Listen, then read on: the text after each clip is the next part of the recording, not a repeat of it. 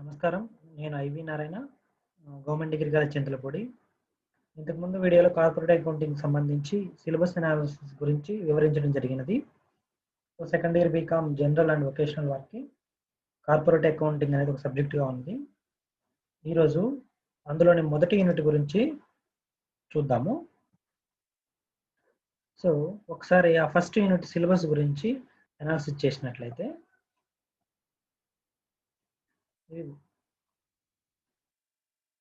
Just wait. So, for unit 1 syllabus వాటా మూలధనం accounting. ఇందులో షేర్ అంటే ఏంటి, దాని అర్థం ఏంటో తెలుసుకుంటాము. అలాగే వాటాలు ఎన్ని రకాలు, వాటాల జారీకి సంబంధించి, అలాగే జారీ చేసిన వాటాలను జప్తు చేయడము, అలాగే జప్తు చేసినటువంటి వాటాలను తిరిగి జారీ, పుస్తక నిర్మాణ భావన మరియు విధానం, బుక్ బిల్డింగ్ ప్రాసెస్, నెక్స్ట్ హక్కులు మరియు బోనస్ వాటాల జారీ, అండ్ దెన్ వాటాల కొనుగోలు ఏంటి, దానికి సంబంధించినటువంటి వీటన్నిటికి అంశాలకు సంబంధించినటువంటి చిట్ట మరియు ఆవర్జాన్ని ఏ విధంగా తయారు చేయాలనేది ఫస్ట్ యూనిట్ చెప్పడం జరుగుతుంది. So continuation same syllabus English మీడియంలో. సో ఇక్కడ చర్చించుకున్నట్లుగానే అక్కడ కూడా సేమ్ పాయింట్సే. And then coming to introduction of company. Company introduction అసలు ఎలా వచ్చింది అంటే కనుక, సొంత వ్యాపారం, భాగస్వామ్య వ్యాపారాల్లో మనకు తెలుసు అందులో ఉన్నటువంటి అడ్వాంటేజెస్, డిసడ్వాంటేజెస్. సో ముఖ్యంగా వాటిలో ఉన్నటువంటి పరిమితులను బేస్ చేసుకొని ఈ కంపెనీ ఆ వ్యవస్థ అనేది తీసుకురావడం జరిగింది అనమాట. ముఖ్యంగా వాటిని రెండు రకాలు చెప్పుకోవచ్చు. ఒకటి అపరిమిత రుణ బాధ్యత, అలాగే పరిమిత మూలధనం. సో ఈ రెండు కూడా చాలా డ్రాబ్యాక్స్ అనమాట ఇందులో, సొంత వ్యాపారం అండ్ భాగస్వామ్య వ్యాపారం.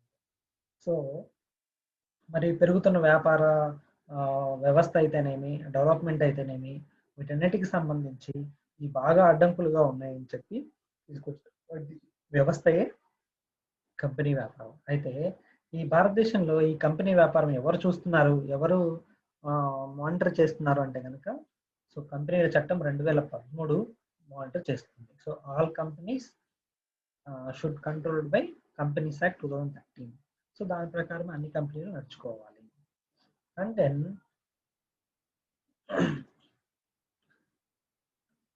కంపెనీ, దాని అర్థము, దాని నిర్వచనం ఏ విధంగా నిర్వచించారు అనే విషయం గురించి ఇక్కడ మనం చూడవచ్చు.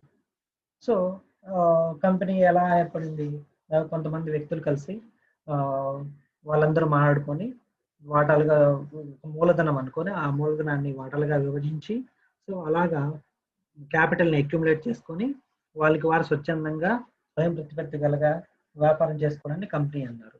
అయితే ఈ కంపెనీకి సంబంధించి నిర్వచనం ఏమైనా ఉందా అంటే కనుక, మనకి కంపెనీల చట్టం 2013 దీని ప్రకారం సెక్షన్ 2 సబ్సెక్షన్ 20లో ఈ విధంగా నిర్వచించారనమాట. సో కంపెనీ చట్టం 2013 కింద ఏర్పడిన రిజిస్టర్ అయిన కంపెనీ లేదా అమలులో ఉన్న కంపెనీ, అంటే ఈ కంపెనీ చట్టం 2013 తర్వాత రిజిస్టర్ అయినటువంటి ఏదైనా కానీ కంపెనీ అన్నారు, లేదా అప్పటికే అమల్లో ఉన్న కంపెనీని కూడా కంపెనీగా నిర్వచించారు. అంటే అప్పటికే అంటే 2013కు ముందు ఏదో ఒక యాక్ట్ ఉన్నది, అది 2013 యాక్ట్, 1956 కంపెనీల చట్టం ఉన్నది. సో కంటిన్యూషన్ చూద్దాము. అమల్లో ఉన్న కంపెనీ అంటే అంతకు ముందున్న కంపెనీల చట్టాల కింద ఏర్పడి రిజిస్టర్ అయిన కంపెనీ, అదే ఇప్పుడు మనం చెప్పినటువంటి 1956 యాక్ట్ ప్రకారం, లేదా దానికి ముందర ఏమైనా ఉన్నప్పటికీ.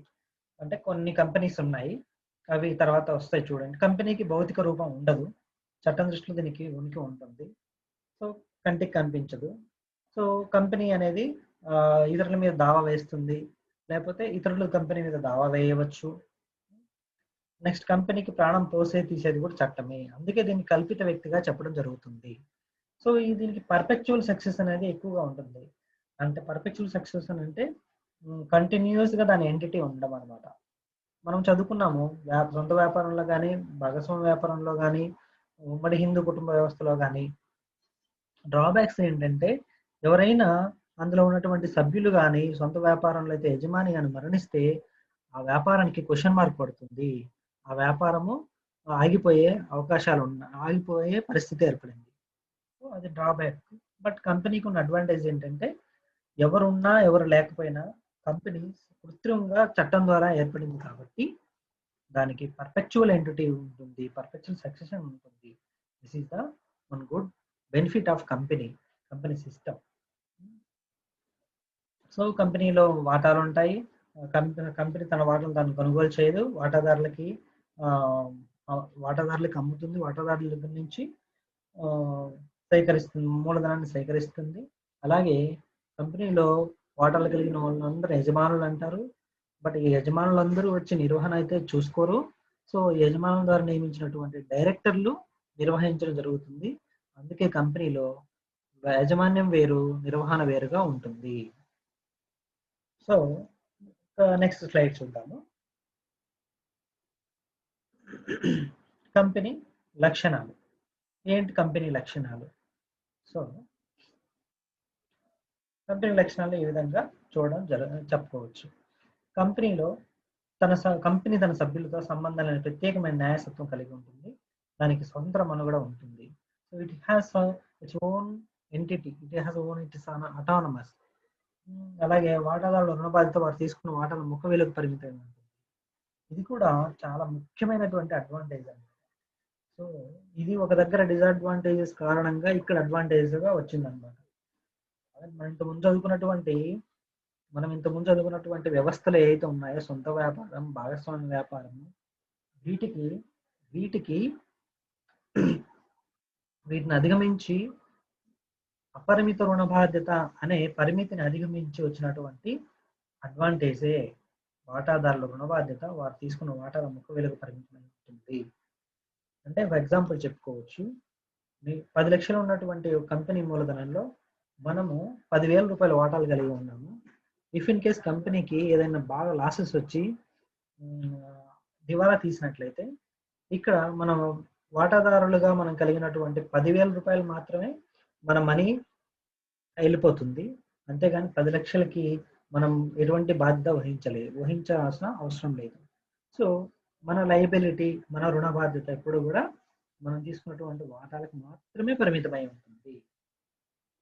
అలాగే కంపెనీకి పారంపర్య అధికారం ఉంటుందని మనం ఇప్పుడే చెప్పాము. అంటే ఎవరు ఉన్నా, ఎవరు వెళ్ళిపోయినా, ఎవరైనా మరణించినా, ఎవరైనా అలాగే ఏదైనా మతిస్థిమితం కోల్పోయినా కంపెనీకి వచ్చినటువంటి ఆటంకం ఏమీ ఉండదు. Coming to 4th point, private company మినహా పబ్లిక్ కంపెనీ వాటాలను స్వేచ్ఛగా బదిలీ చేసుకోవచ్చు. ఇక్కడ పబ్లిక్ కంపెనీల వాటాలను స్వేచ్ఛగా బదిలీ చేయడం అంటే ఒకరి నుంచి ఒకరికి అమ్ముకోవడము, కొనుక్కోవడం జరుగుతుంది. బట్ ప్రైవేట్ కంపెనీలో ఎవరైతే ముందుగా తీసుకుంటారో వారి దగ్గరే ఉండాలి, వాటిని బదిలీ చేసుకునే అవకాశం లేదు. అలాగే 5th పాయింట్ చూసినట్లయితే కంపెనీకి న్యాయాత్మక వ్యక్తిత్వం ఉంటుంది. కనుక తన సొంత పేరుతో కంపెనీ ఆస్తులను కొనడం, అమ్మడం, అనుభవించడం చేయవచ్చును. చూడండి, ఫలానా కంపెనీకి సంబంధించినటువంటి లారీలు అండి ఇవి, ఫలానా కంపెనీకి సంబంధించినటువంటి కార్లు అండి ఇవి, సో ఆ వెహికల్ అండి అని చెప్పడం జరుగుతుంది. అంటే ఎందుకంటే కనుక దానికి కృత్రిమంగా న్యాయాత్మక వ్యక్తిత్వం అనేది ఒకటి కల్పిస్తారు. అలాగే 6th పాయింట్, కంపెనీ చట్ట దృష్టి ఒక ప్రత్యేక వ్యక్తి కాబట్టి దానిపై ఇతరులు దావా చేయవచ్చు, లేక ఇతరులపై కంపెనీపై దావా వేయవచ్చు.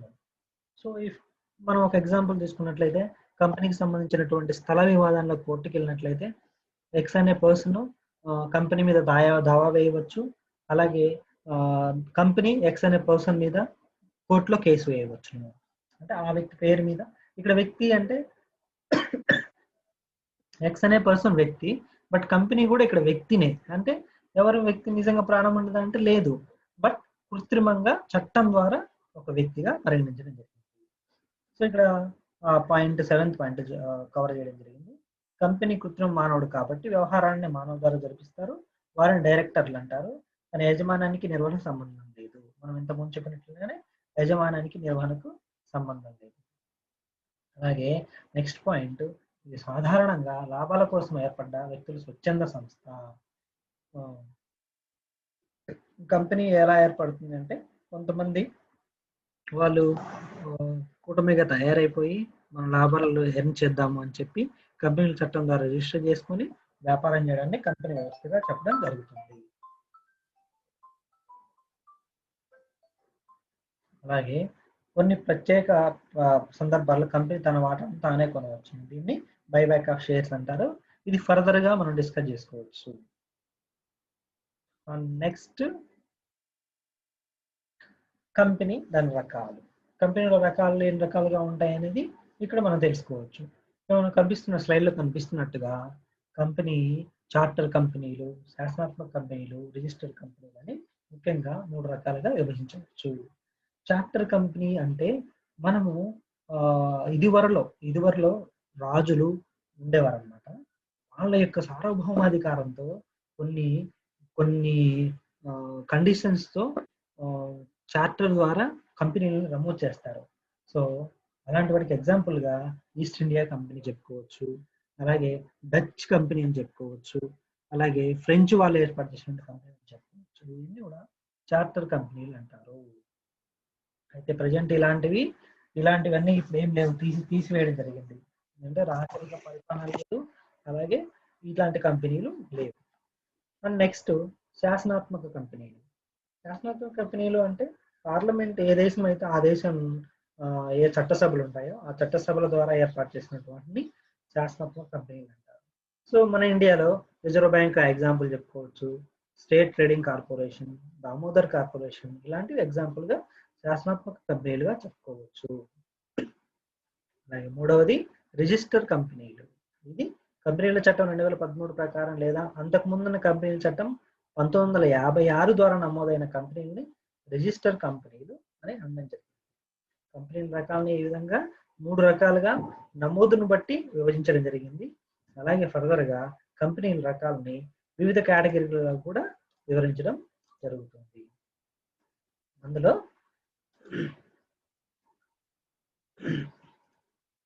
ఇక్కడ చూసినట్లయితే కంపెనీ రకాలు, సభ్యుల రుణ బాధ్యతను బట్టి కంపెనీలు మళ్ళీ 3 రకాలుగా విభజించవచ్చు. ఇంతకుముందు దాంట్లో చెప్పింది ఏంటంటే నమోదును బట్టి 3 రకాలుగా, ఇప్పుడు సభ్యుల యొక్క రుణ బాధ్యతను బట్టి 3 రకాలుగా. ఇక్కడ చూడండి ఫస్ట్ వన్, అందులో పరిమిత కంపెనీలు. ఇందులో ఏంటంటే ఏ అనే వ్యక్తి ఎన్ని వాటాలు తీసుకుంటే అంతవరకు మాత్రమే రుణ బాధ్యత చెల్లించాల్సి ఉంటుంది, మిగతాది అవసరం లేదు. ఇంతకుముందు మనం చెప్పినటువంటి ఎగ్జాంపుల్లో అదే అనమాట, సేమ్ ఇలాగే చెప్పాము. అంటే 10 లక్షల రూపాయల కంపెనీకి మనం అందులో 10,000 రూపాయలు షేర్ కొనుక్కున్నట్లయితే, ఇఫ్ ఇన్ కేస్ ఆ సంస్థ ఆ కంపెనీ దివాలా తీసిన పరిస్థితుల్లో మనము కేవలం 10,000 రూపాయలు మాత్రమే మన రుణ బాధ్యతగా మనం వదులుకోవాల్సి ఉంటుంది. అంతేగాని ఆ 10 లక్షలకు సంబంధించి మిగతా వాటాలకి మనకి ఎటువంటి సంబంధం లేదు. ఇలాంటి కంపెనీలు ఏమంటారంటే పరిమిత కంపెనీలు. అండ్ నెక్స్ట్ పూచీ పరిమిత కంపెనీలు ఏంటంటే గ్యారంటీ కంపెనీస్. ఇక్కడ ఇందులో ఎలా ఉంటుంది అంటే ఎవరైనా ఇంతవరకు నేను పూచీ ఇస్తాను, ఇంతవరకు నేను రుణబాధ్యుడిగా ఉంటానని చెప్పి ఏ వాటాదారుడైనా ముందే పూచీ ఇస్తే ఆ మేరకు ఎంత మేరకు పూచీ ఇస్తాడో అంత మేరకి తను రుణ బాధ్యతను కలిగి ఉంటాడు. అంటే ఫర్ ఎగ్జాంపుల్ ఇంతకుముందు ఎగ్జాంపుల్ లాగే తీసుకుందాము. 10 లక్షల రూపాయలతో మూలధనం ఉన్నటువంటి కంపెనీ దివాలా తీసిన పరిస్థితుల్లో ఏ అనే వ్యక్తి ఎంత మేరకు తను పూచీ ఇస్తాడో అంత మేరకు కట్టాలి అన్నమాట. దాన్ని పూచీ పరిమిత కంపెనీలు అంటారు. నెక్స్ట్ అపరిమిత కంపెనీలు. ఆ పేరే చెప్తుంది అపరిమిత అని, అంటే దానికి ఇంత లిమిటెడ్ ఉండదు అనమాట, అన్లిమిటెడ్ లయబిలిటీ ఉంటుంది. సో ఇలాంటి వాటిని కూడా అపరిమిత కంపెనీలు అని అంటారు. కార్పొరేట్ రంగంలో ఇలాంటి కంపెనీలు ప్రస్తుతం చాలా అరుదుగా కనిపిస్తున్నాయి. అసలు కంపెనీ వ్యవస్థ వచ్చింది, కంపెనీ వ్యవస్థలో మంచి అడ్వాంటేజ్ ఏంటంటే దానికి రుణ బాధ్యత పరిమితంగా ఉండడమే. అంతేగాని అపరిమిత కంపెనీల్లో ఇప్పుడు పెట్టుబడి పెట్టేసి ట్రేడ్ చేసుకున్నంత పరిస్థితి అయితే లేదు. అందుకని ఇవి చాలా తక్కువగా కనిపిస్తాయి అపరిమిత కంపెనీలు. ఎక్కువగా మనకు కనిపించేది పరిమిత కంపెనీలు మాత్రమే కనిపిస్తాయి. కెన్ అండర్స్టాండ్ ఏందండి? నెక్స్ట్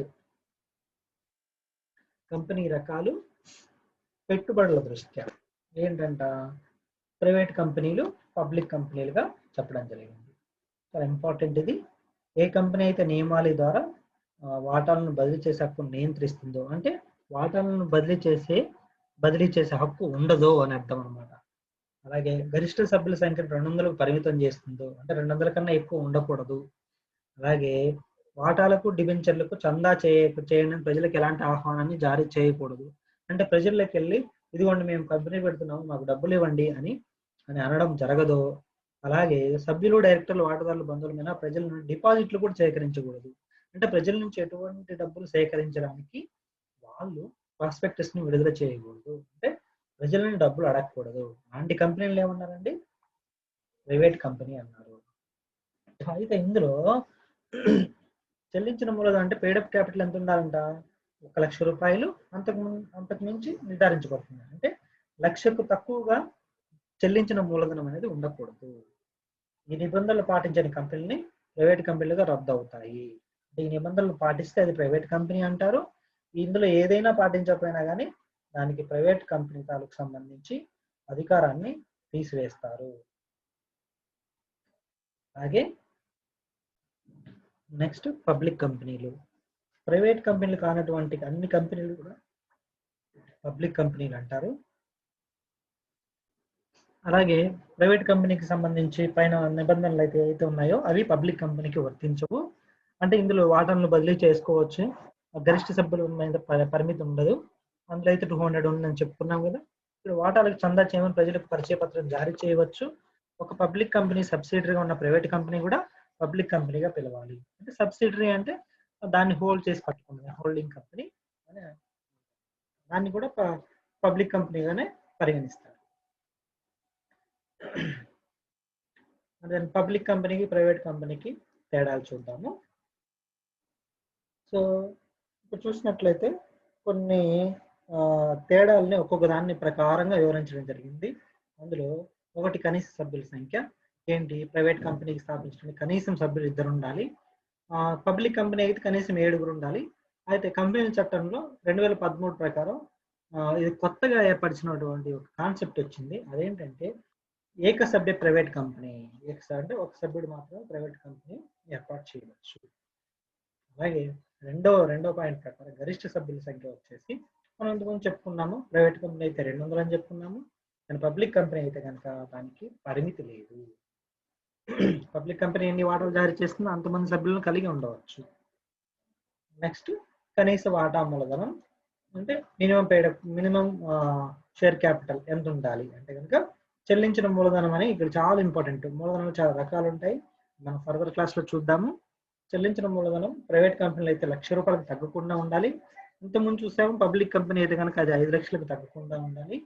అయితే ఈ కనీస మొత్తాలు 2 రకాల కంపెనీలో ఇంకా ఎక్కువ కూడా ఉండొచ్చు. అంటే మినిమంకు తగ్గకూడదు, బట్ మాక్సిమం ఎంతైనా ఉండవచ్చు. నెక్స్ట్ పరిచయ పత్రం జారీ. ప్రైవేట్ కంపెనీ తన మూలధన సేకరణకు పరిచయ పత్రం జారీ చేయకూడదు. పబ్లిక్ కంపెనీ అయితే కనుక పరిచయ పత్రం జారీ చేయవచ్చు. అయితే నెక్స్ట్ శాసనాత్మక పుస్తకం. అంటే కంపెనీల్లో చాలా రకాల వ్యవహారాలు జరుగుతాయి. ఇవి కంపెనీల చట్టం ప్రకారం రిజిస్టర్ అవుతాయి. అక్కడ ఇవి మెయింటైన్ చేయాల్సినటువంటి పుస్తకాలని 2 రకాలుగా చెప్పారు. ఒకటి స్టాచ్యుటరీ బుక్స్ అని, 2 స్టాటిస్టికల్ బుక్స్ అని చెప్పడం జరిగింది. మొదటిగా శాసనాత్మక పుస్తకాల గురించి చూద్దాం. అది స్టాచ్యుటరీ బుక్స్. లిమిటెడ్ కంపెనీ వాటాదారులు రుణ హక్కులు పరిరక్షించేందుకు తన కేంద్ర ఆఫీసులో ముఖ్యమైన శాసనాత్మక పుస్తకాలు నిర్వహించాలి. చాలా ఇంపార్టెంట్ పుస్తకాలు ఇవి, కంపల్సరీగా ఉండాలి. అందులో మొత్తము మనకి 1, 2 ఈ విధంగా మొత్తం ఉన్నాయి. ఒక్కొక్కటి చూద్దాము. ఫస్ట్ వన్ పెట్టుబడుల రిజిస్టర్, పెట్టుబడుల పేర్లు. అంటే ఇన్వెస్ట్మెంట్ తాలూకు సంబంధించి ఏంటి రిజిస్టర్ అయ్యాయి, అలాగే ఎన్ని పెట్టుబడుల పేర్లు ఏమేమి ఉన్నాయి తాలూకు నేమ్స్.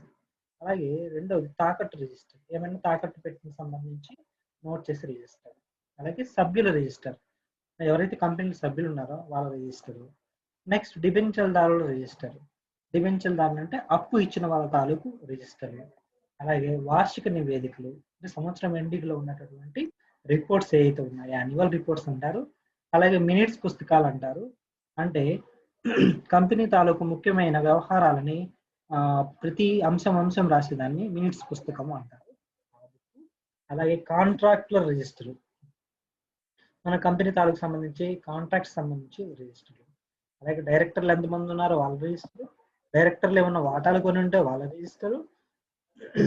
నెక్స్ట్ అదే కంపెనీ నిర్వహణ కింద కంపెనీకి సంబంధించిన అప్పుల రిజిస్టరు, అంటే లయబిలిటీస్, ఇతర కంపెనీల వాటాలు, డిబెంచర్లు, పెట్టుబడులు ఆ రిజిస్టరు, ఫిక్స్డ్ డిపాజిట్ రిజిస్టరు, అలాగే సభ్యుల సూచిక 50 మంది కన్నా మించితే దానికి ఒక సపరేట్ రిజిస్టరు, డిబెంచర్ల సూచిక 50 మందికి మించితే దానికి ఒక సపరేట్ రిజిస్టరు, విదేశీ సభ్యులు మరియు డిబెంచర్దారుల రిజిస్టరు అంటే ఫారెన్ ఇన్వెస్ట్మెంట్స్ సంబంధించి, నవీకరణ మరియు నకిలీ సర్టిఫికెట్ల జారీ రిజిస్టరు. సో కంప్లీట్ జరిగేటటువంటి ఏదైనా నకిలీ సర్టిఫికేట్లు ఇష్యూ చేస్తే దానికి ఒక రిజిస్టర్ అనమాట. అంటే ఇవన్నీ కూడా వాటాదారుల యొక్క పెట్టుబడులకి సంరక్షణార్థము కంపెనీల చట్టము శాసనాత్మక పుస్తకాలను కంపల్సరీ చేసిందనమాట. ఎందుకయ్యా అంటే కనుక వాటాదారులు పెట్టుబడి పెడతారు, ఆ పెట్టుబడులకి ఖచ్చితంగా సెక్యూరిటీ ఉండాలి అని చెప్పి చేసినటువంటి ఉద్దేశంతో ఈ శాసనాత్మక పుస్తకాలని పెట్టడం జరిగింది. నెక్స్ట్ స్టాటిస్టికల్ బుక్స్ ని, సో వీటిని స్టాటిస్టికల్ బుక్స్ గా ఎన్నుకోవడం జరుగుతుంది. అంటే ఇవన్నీ కూడా మన నెక్స్ట్ ఒక్కొక్కటి మనకి నెక్స్ట్ ఫర్దర్ క్లాస్ లో వస్తాయి, అక్కడ వాటిని చర్చించుకుందాము. సో ఇవన్నీ ఏ నుంచి మొత్తం పి వరకు మొత్తము 16 దాకా ఉన్నాయి. సో వీటిని ఒక్కొక్కటి చూడవచ్చు. సో వీటిని స్టాటిస్టికల్ బుక్స్ అంటే కంపెనీలో జరిగేటటువంటి అన్ని వ్యవహారాలకు సంబంధించి. ఓకేనండి. Next division of share capital. Share capital ని ఏ విధంగా డివిజన్ చేశారు అనేది ఇక్కడ చూద్దాము.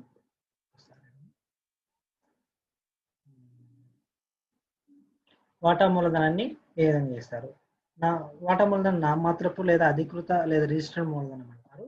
ఇది చాలా ఇంపార్టెంట్ అనమాట. ఏంటంటే ఇది ఎప్పుడైతే కంపెనీ రిజిస్టర్కి వెళ్తుందో అప్పుడు ఒక మనీని ఇంత ₹1,00,00,000 రిజిస్టర్ చేసాం అనుకోండి, అది దాన్ని రిజిస్టర్డ్ మూలధనం అంటారు.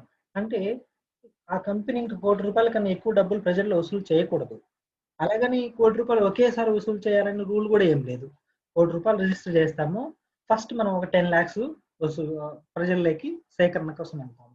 ఇంకొక 2 సంవత్సరాల తర్వాత ఇంకొక 50 lakhs, ఇంతకుముందున్న 10 లక్షలు, ఇప్పుడున్న 50 లక్షలు, 60 లక్షలు. సో అలాగా మొత్తం 1 కోటి వరకు మాత్రమే వెళ్ళగలుగుతాము, ఆ 1 కోటికి దాటి వెళ్ళకూడదు అన్నమాట. సో అలాంటి దాన్ని నామమాత్రము లేదా అధీకృత లేదా రిజిస్టర్డ్ మూలధనం అని అంటారు. ఈ రిజిస్టర్డ్ మూలధనం అనే పేరు బాగా గుర్తుపెట్టుకోవచ్చు, ఎందుకంటే రిజిస్టర్ చేసేటప్పుడు చేసినటువంటి మూలధనాన్ని రిజిస్టర్ మూలధనం అంటారు.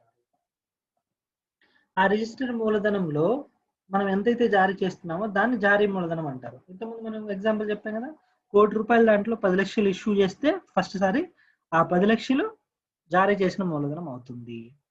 సో అలాగే చందా మూలధనం.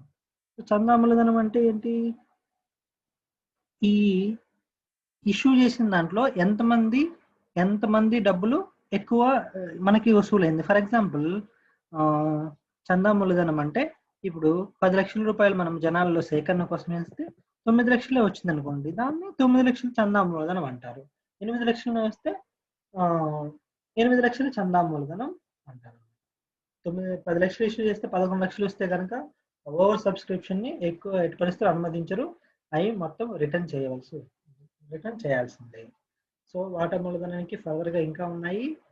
నెక్స్ట్ క్లాస్ లో మనము దీన్ని మళ్ళీ మొదటి నుంచి చెప్పుకోవడం జరుగుతుంది. ఓకేనా అండి? నమస్కారం.